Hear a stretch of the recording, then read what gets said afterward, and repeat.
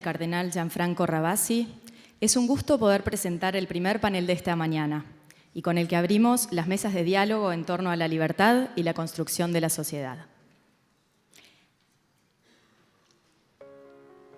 Dialogar es generar un espacio para el encuentro. Dialogar implica riesgo y fe. Es salir al encuentro del otro que me transforma, que me invita a la confianza. Dialogar es dejar entrar al misterio a la historia de uno. Para los creyentes, este misterio es Dios que ha tomado la iniciativa y se hace palabra. No permanece callado. Sale al encuentro del hombre, dialoga con él y lo hace libre. Por eso, creyentes y no creyentes, dialogamos.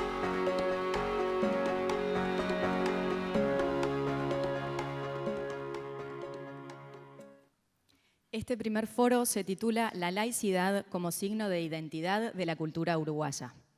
Integran la mesa la doctora Ana Ribeiro, el doctor Julio María Sanguinetti, el profesor Gerardo Caetano, el doctor Ignacio de Posadas y el padre Julio Fernández de la Compañía de Jesús. Moderará esta mesa la asistente social Cecilia Zaffaroni.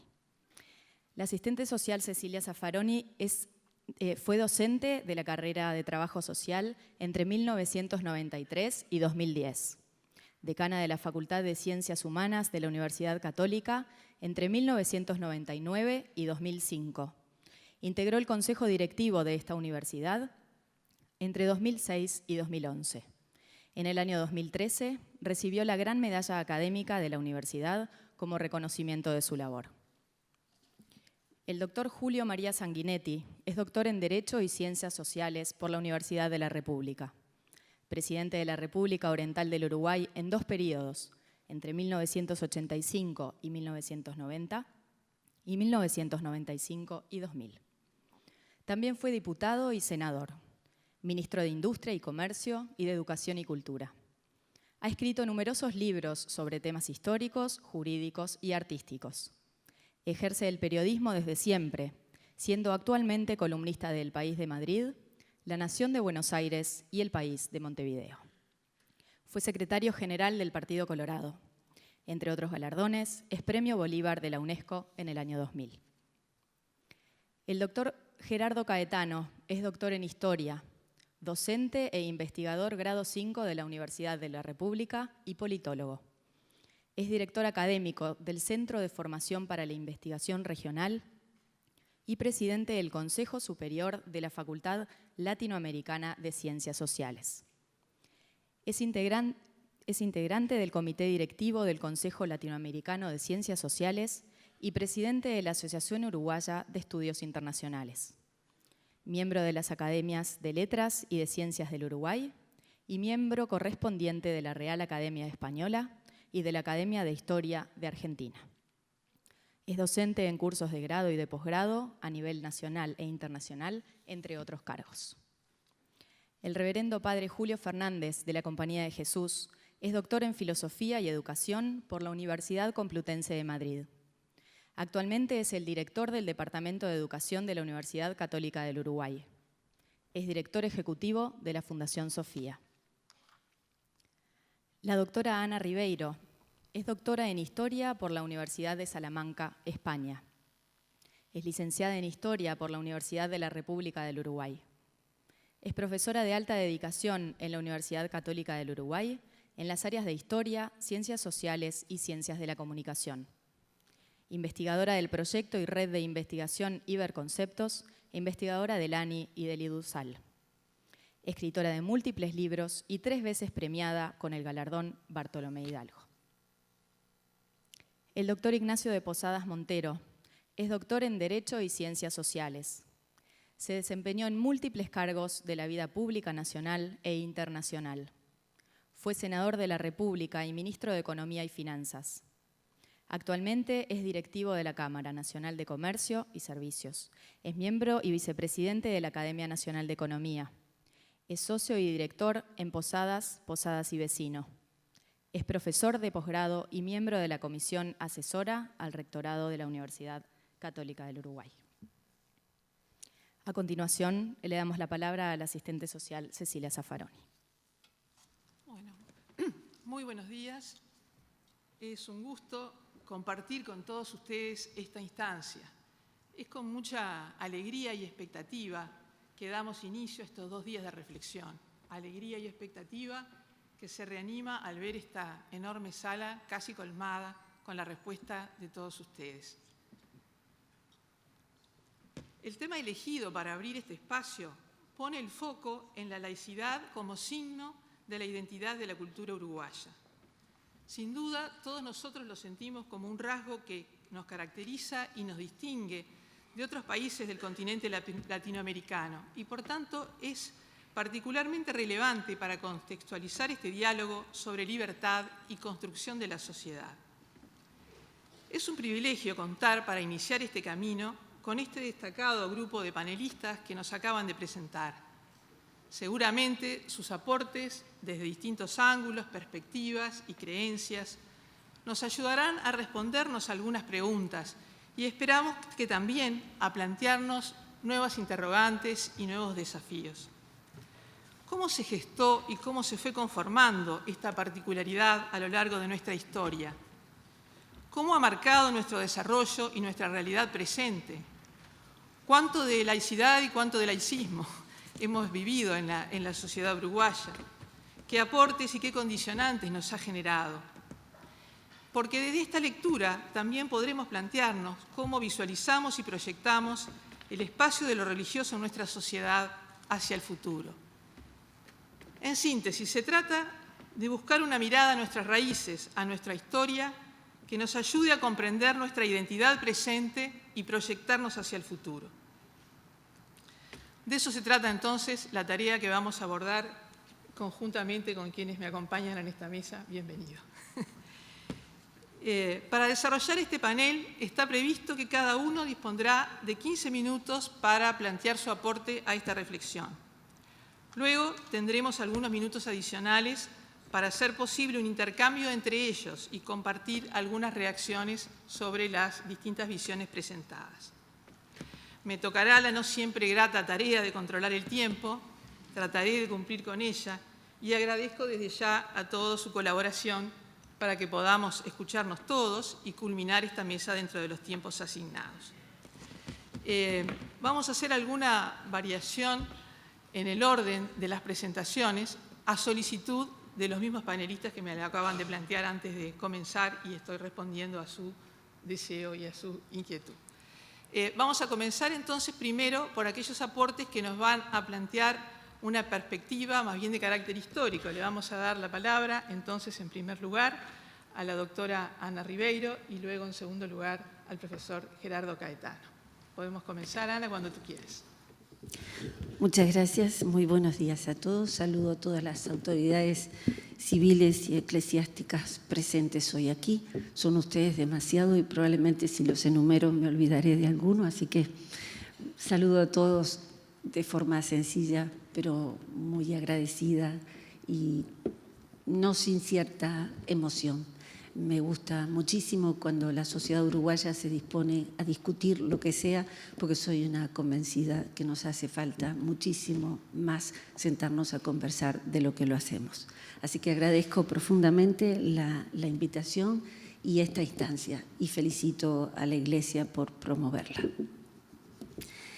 Les hablaré primero como historiadora y después como la persona que hay detrás de todos los libros de historia, infaltablemente. Como historiadora me permito recordar que la palabra laicidad, y agradezco muchísimo, Cardenal, esa fina distinción que usted hizo entre laicismo y laicidad, porque nos va a ser muy útil en el resto de estas conversaciones. La laicidad y el laicismo, ambos muy confundidos muchísimas veces, nacen en Uruguay alrededor de 1868-70, cuando la figura de José Pedro Varela se dispone a una modernización profunda del sistema educativo. El concepto laicidad nace, por lo tanto, con sus raíces anteriores, obviamente, pero nace en un momento muy preciso en el que lo que parecía más importante era sostener la república en este país, una república indeleblemente unida al concepto de ciudadanía y a una ciudadanía nueva, recién nacida, que tenía que aprender los límites y las virtudes y el peligro de los excesos en el ejercicio de la ciudadanía, y que José Pedro Varela, como reformador, vinculó siempre a la educación. Dijo, las monarquías no necesitan de la educación de los súbditos, pero las repúblicas sí, porque solamente un ciudadano educado puede saber cuáles son las potestades de su ejercicio y cuáles son los límites del mismo. La ciudadanía nos es vital y su reforma tuvo profundamente ese sesgo. Por supuesto que nació este planteo enrabado con el límite a la Iglesia Católica, con la discusión del sitio que tenía lo religioso en una educación que iba a estar de allí en adelante en manos del Estado y que hasta entonces había estado de forma casi privativa en manos de la Iglesia, como casi todos los instrumentos del Estado, porque también habían estado en manos de la Iglesia el registro de los nacimientos, los casamientos, las defunciones, la muerte, el orden, la condición moral para regir una colectividad, habían estado casi exclusivamente en manos de la Iglesia Católica. Discernir, separar, era una tarea bastante delicada, saber en qué momento se le iba a permitir a los jóvenes educandos su instancia de encuentro con Dios, si fuera o después del horario escolar, si el Estado debía regir o no debía regir esas cosas. Discursos fundamentales a propósito de la intención y el contenido de su reforma educativa los hizo José Pedro Varela en el Club Católico, el primero en 1868 y algunos sucesivos, cada uno de ellos muy importante, cada uno de ellos muy fermental, muy recordados en la historia de la educación en este país. En el mismo club universitario, en donde se reunía lo más graneado de la intelectualidad uruguaya, en 1872, esos intelectuales presentan una profesión de fe que yo supongo, cardenal, que le va a escandalizar a usted hoy, tanto como escandalizó en su momento. En esa profesión de fe decían los firmantes: profesamos que todo hombre ha recibido de Dios, ser supremo y creador del universo, la razón, luz que alumbra a todo hombre que viene a este mundo, única facultad que poseemos para alcanzar la realidad, único órgano para conocer la verdad y para distinguir, por lo tanto, el bien del mal. En esa misma pieza oratoria, luego de afirmar la existencia de Dios, se condenaba en este orden el dogma cristiano de la Trinidad, la triste abdicación de la razón en manos de una casta, el sacerdocio, y toda doctrina que predique el pecado original, como lo hace la Iglesia Católica, que además predica la eternidad de esa pena y de ese castigo. Y por último terminaba objetando la absurda divinidad de un libro que, como el Evangelio, se pretende dictado por el mismísimo Dios. Eso les da a ustedes la pauta del clima de discusión fermental en el cual nació el proceso de modernización de nuestra escuela pública, laica y obligatoria, y el clima de discusión que se generó en torno al mismo. Como bien sabemos, la reforma educativa se inició bajo el signo del militarismo. Ese José Pedro Varela, que formaba parte de los intelectuales brillantes, tuvo que discutir con parte de los hombres de su generación y fundamentar por qué, como él lo hizo, atacaba a los dictadores del futuro apoyándose en las herramientas que le daba el dictador del presente. Pero eso no se lo perdonaron los hombres de su generación. El vallismo, como todos lo sabemos, y estupendamente lo ha estudiado Gerardo Caetano, y le cedo la derecha a él en ese sentido para que hable de esa etapa, completó, prolongó, hizo madurar el proceso de laicización de la enseñanza y de toda la sociedad uruguaya, porque eso implicó, entre otras cosas, sacar los crucifijos de los sanatorios y hospitales, Eso implicó secularizar, por ejemplo, las festividades religiosas y pasar a tener, como tenemos en Uruguay, una semana que ya no es santa, sino de turismo, y como todas las festividades se secularizan, no tenemos la ascensión de la Virgen, sino el día en que se bautizan las playas, y no tenemos Navidad, sino el día de la familia. Tenemos un calendario laico que esconde casi pudorosamente el origen religioso de esas fiestas.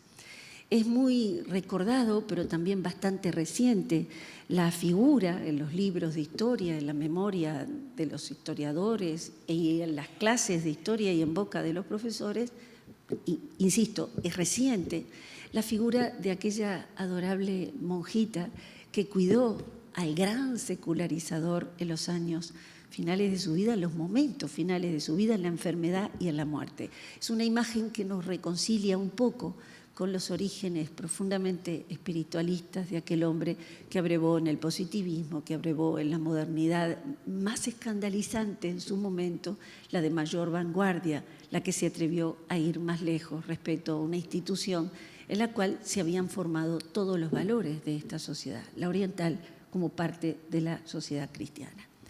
En lo personal, cuando comencé este viejo oficio que es el mío, el de historiar, tuve algunas sorpresas bastante grandes. Por ejemplo, hace poco ha aparecido un libro que se llama El Artigas Católico, y es un estupendo libro de un querido amigo, pero no deja de ser un título bastante vaciado de contenido, que refleja la tensión que esta sociedad ha tenido en torno al secularizar.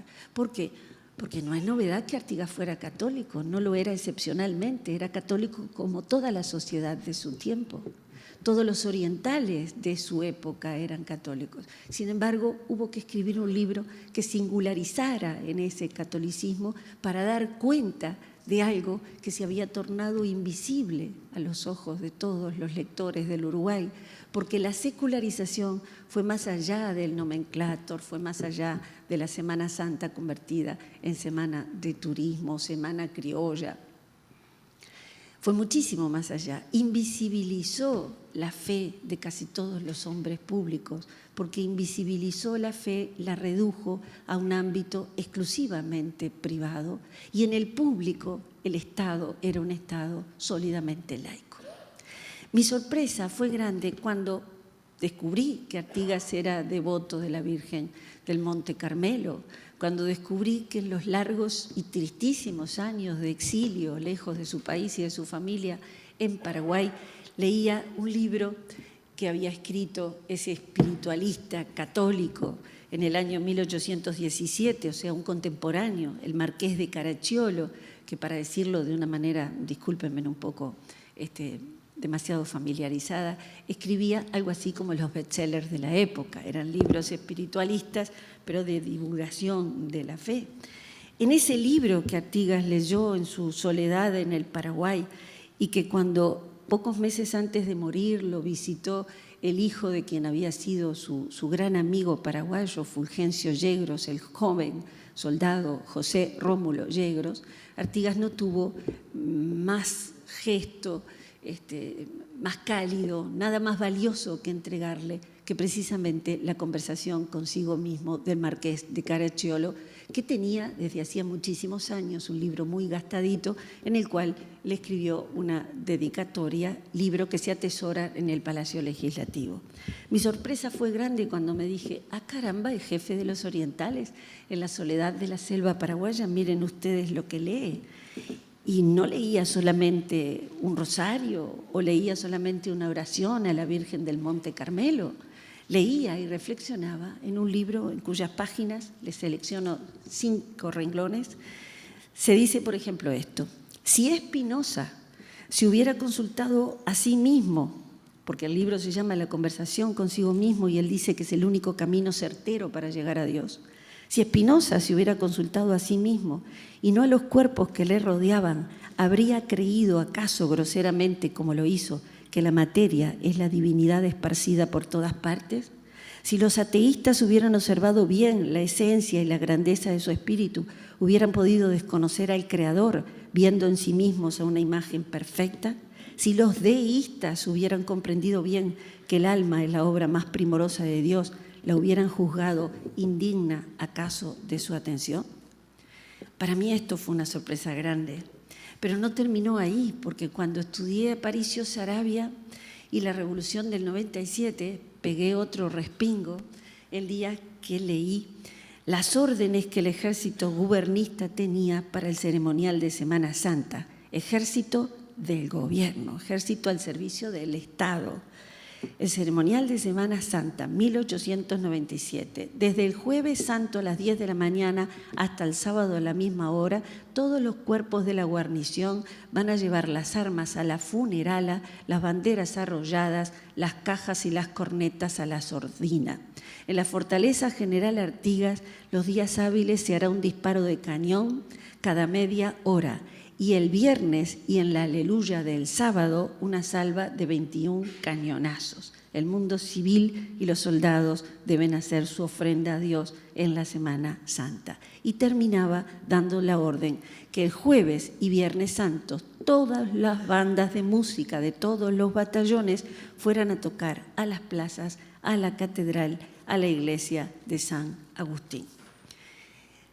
¿Por qué como historiadora me costaba tanto, me sorprendía tanto ver estas manifestaciones de religiosidad? Insisto, las invisibilizamos en aras de un proceso secularizador que fue desde el principio un proceso en el cual se tensaron los dos términos que el cardenal nos regaló esta mañana con su alocución. El laicismo y laicidad no son exactamente lo mismo y ambos matices han estado presentes en nuestra educación y en nuestra historia. Pero yo les dije al principio, también quisiera hablar, más allá del proceso histórico, de algo más personal. Y es, yo soy una historiadora, pero detrás de mis libros estoy yo, que como todas las personas sé que soy mortal, y me siento desafiada desde siempre por el misterio de la creación. Me siento desafiada por la conexión que existen entre los objetos, las personas, los destinos, el tiempo y las cosas.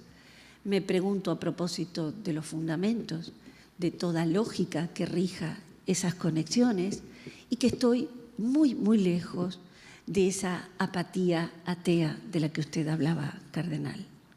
En mi profunda curiosidad y deseo de saber, y en mi profundo deseo de encontrar a Dios algún día, me confieso agnóstica.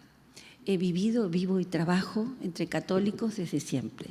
Hace 28 años soy profesora de la Universidad Católica del Uruguay, he trabajado con jesuitas y con salesianos. Y me he sentido muy cómoda y he admirado muchísimo la fe que anima a alguno de mis superiores. Alguna vez alguno me confesó que mis tribulaciones a propósito de Dios eran exactamente las mismas que él tenía. Y eso me produjo una honda satisfacción porque dije, caramba, dudar de Dios forma parte también de la profesión de fe de un católico. ¿Cómo me defino yo cuando escribo mis libros? Yo que soy una oriental, una habitante de este país largamente secularizado y laico. Me defino como agnóstica y, si me permiten, agnóstica cristiana. No tengo certeza de que Dios exista, no me es indiferente que exista o que no, me preocupa muchísimo. Sé que tener fe siempre tiene un signo o positivo o negativo. Se puede tener fe en que Dios existe o, como los ateos, fe en que Dios no existe. A mí no me consta, me encantaría que me constara. Sin embargo, ¿por qué me digo agnóstica cristiana y por qué acepté ser una gentil en este atrio hoy? Porque, sin duda, los fundamentos de todas mis convicciones, todo lo que soy como persona y cada una de las decisiones que tomo en la vida abrevan en el cristianismo. De ahí deriva mi decálogo ético y de ahí deriva mi obediencia a instituciones y a reglas que abrevan no en otro lugar que no sea el cristianismo. Así que, como agnóstica cristiana, busqué, para darle un punto de cierre a la hora indicada en esta participación, que es para mí hoy el laicismo. Y no encontré mejor definición que una que dio José Pedro Barrán, nuestro mayor historiador del siglo XX, junto con Pibel Devoto, cuando formó parte ya en los últimos años de su vida del CODICEN, el organismo que rige la enseñanza, un organismo siempre muy complicado, en donde José Pedro Barrán hizo lo que podía saliéndose del oficio que más le gustaba hacer, que era el de historiar, y trató de encargarse de la enseñanza. Se entabló una discusión muy larga en torno a laicidad y qué implicaba laicidad y si eso iba en contra de la libertad de cátedra, y él dio una definición que para mí es señera. Él dijo, hay que entender laicidad siempre como una defensa de la libertad.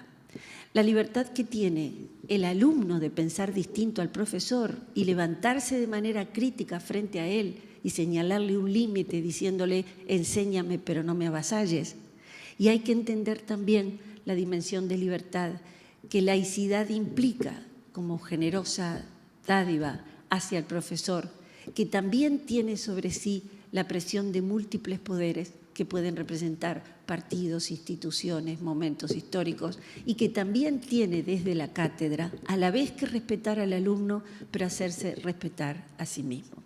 Me parece que largos años después de ese ámbito fermental y crítico en el cual se comenzó la reforma de nuestro país, laicizando los espacios públicos, hoy que volcamos tanto lo privado a la esfera de lo público, hoy que, como dice Max Weber, han retornado todos los dioses y vivimos en este mundo semipanteísta, hoy que nuestro actual presidente de la República, cuando era intendente, inauguró una plaza dedicada a Yemanyá, una divinidad con raíces afro, hoy que hemos visto esos espectáculos rarísimos desde el punto de vista filosófico, creo que la asociación de laicidad con libertad sigue siendo una de las tradiciones uruguayas más ricas y más sólidas. Muchísimas gracias.